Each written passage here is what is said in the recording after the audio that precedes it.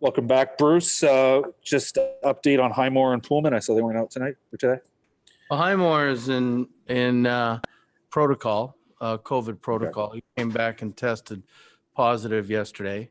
And with Pullman, he's been having trouble with headaches and migraine. So he's not back yet. That happened, in Chicago, and he's seeing some doctors about it. And hopefully he'll be working out here tomorrow, and he'll be back soon. And you got PD back with Puck Colson and Highmore. Just sort of the thinking on that.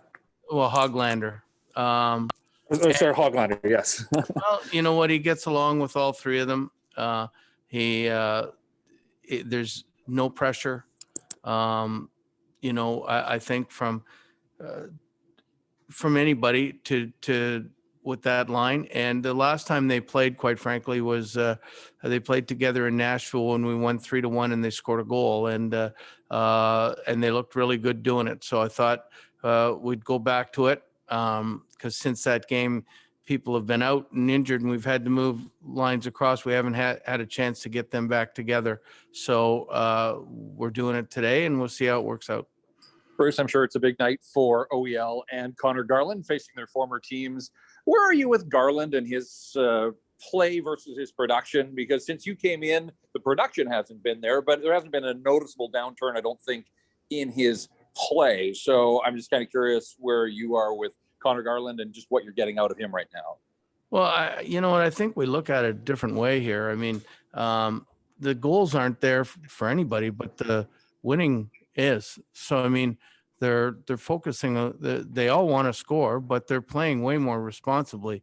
So as long as he continues to play responsible and we keep, whether it's 2-1 or 3-1, that we keep eking out victories, I'm not going to be worried about it. It's when you start losing a lot of games and your production is down, then you start worrying about it. But they're all playing well. They're all working hard. They're working on their defensive part of the game as well, and they're getting chances, but they're not putting them in. But as long as we can continue winning, I'm not going to worry about his production. And what about Travis Hamonic back on the ice? I think the first time with the group here. Is this an indication that he is getting close to being an option? Yeah, he is getting closer and closer. I mean, hopefully within a week that he's back playing with the guys, and he's been sorely missed. He's a good defender, and we'll be glad to have him back. Bruce, as you rolled through your special teams work at morning skate today, Oliver Ekman-Larson up with power play one. I know he's been there a bit, especially of late on the flank, but what are you hoping he brings against his former club from the point there? Well, I mean, he played that position all his time in Arizona and was one of the best at it. And, he's here for a while, and we want him to understand that he is one of the best we got. And I don't expect anything different from him except for him to be him. He's going to get more opportunities to get offensive numbers because everybody seems to think that unless you get the offensive numbers, you're not playing well. And he's been playing really good, but he's going to be in that spot right now till Quinn Hughes gets back. And regarding just the overall defensive game, and I know you talked a little bit about some of the forward routes, for example, adjusting in Hughes' absence. But from your perspective, coming back from the All-Star break without one of your minutes leaders in 43 and having a back-to-back right off the bat, do you have to, as a coach, sort of approach that with, some diligence in terms of how you utilize guys to keep them fresh for tomorrow as well? I'm not worried about tomorrow. I'm actually just worried about today. And then when we wake up tomorrow, we'll see. We'll obviously know the results, and we'll worry about tomorrow.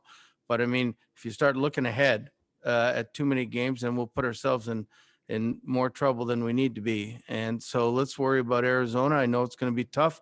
They've been playing pretty well as of late. So let's worry about them, and we'll take it from there. Bruce, good morning. I'm just curious what your thoughts are in terms of defensemen playing on their strong side as opposed to, say, having a right-handed shot playing on the left side. What's your thoughts on that?